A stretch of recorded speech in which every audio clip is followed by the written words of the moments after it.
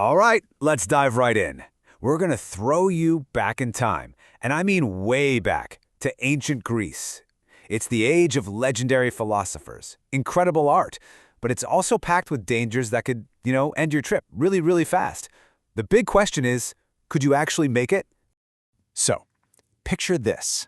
Poof, you're standing right in the middle of Athens. You can see the Acropolis in the distance. It's amazing. That first hit of time travel excitement is incredible. But that feeling is about to disappear. Your first problem is staring you right in the face, and you are totally unprepared for it. You know where you are, which is cool, but you have no idea how to ask for help, or food, or even just say hi.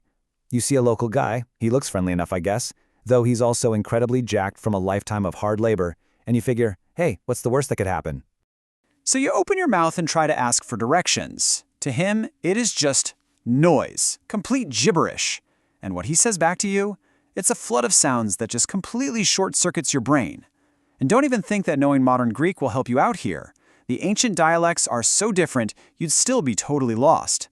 You are, for all practical purposes, a mute. Okay, so talking is out. Time for plan B, the universal language of charades. You start waving your arms around, pointing, trying to mime, I'm lost, I'm hungry.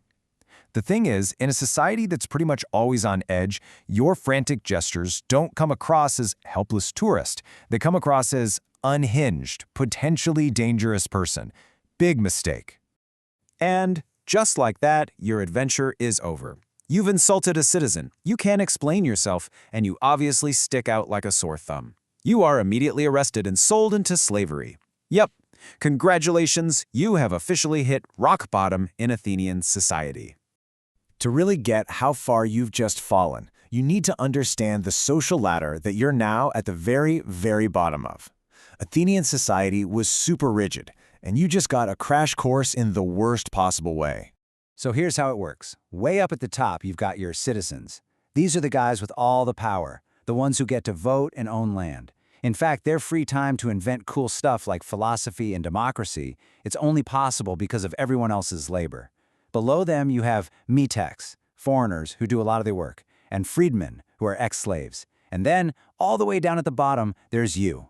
And as a slave, you're not even considered a person. You're property, zero rights, nothing. And get this, you're in a lot of company. Slaves made up about a third of the entire population of Athens. You've just been drafted into this huge, unpaid workforce that makes the whole city run. And your new owner? Oh, he's got the perfect job lined up for you. So forget about seeing the sun or breathing fresh air. They literally brand you like an animal and ship you off to the copper mines. This is your new life, and it is grim. I mean, can you even imagine? Your day is just nonstop, backbreaking labor, hundreds of feet underground in these suffocating, hot caves. The only light comes from these tiny, flickering oil lamps. You can barely see what you're doing, let alone the guy swinging a pickaxe right next to you. It is dangerous, it is exhausting, and it never, ever stops. But hey, there is one small, tiny upside. With all this physical work, you're getting into the best shape of your life. Seriously, you're getting stronger, faster, you're a model miner. Surely, that hard work is going to be rewarded, right? Maybe a promotion? Nope. Your reward for being a good worker is just more work. They just give you a heavier load. This is your life now, and it's going to be a short one. Between the constant threat of cave-ins, the lead exposure, and just pure exhaustion, miners didn't last long. Your clock is ticking. But just when you've started to accept your fate, a whole new threat shows up. You start to notice some of the other miners are getting sick, like really sick.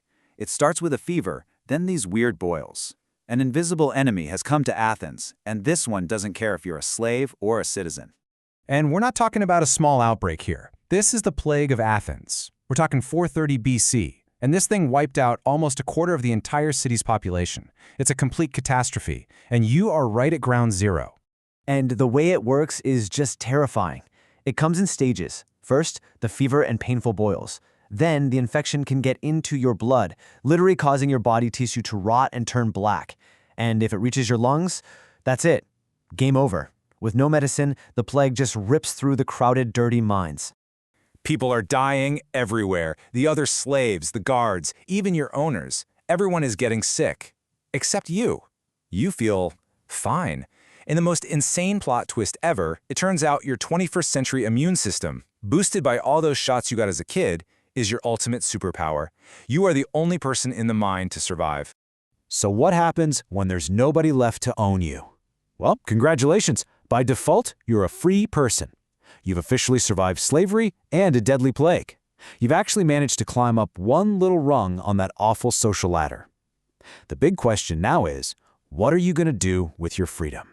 Your body is probably a wreck after the mines, but your mind is still there. It's time to switch gears. Forget physical labor. For the first time, you actually have access to one of the most powerful tools in all of Greece: education. You start going to public lectures, slowly but surely picking up the language, Attic Greek. And that's when you discover one of the newest, most incredible technologies of the era, the book.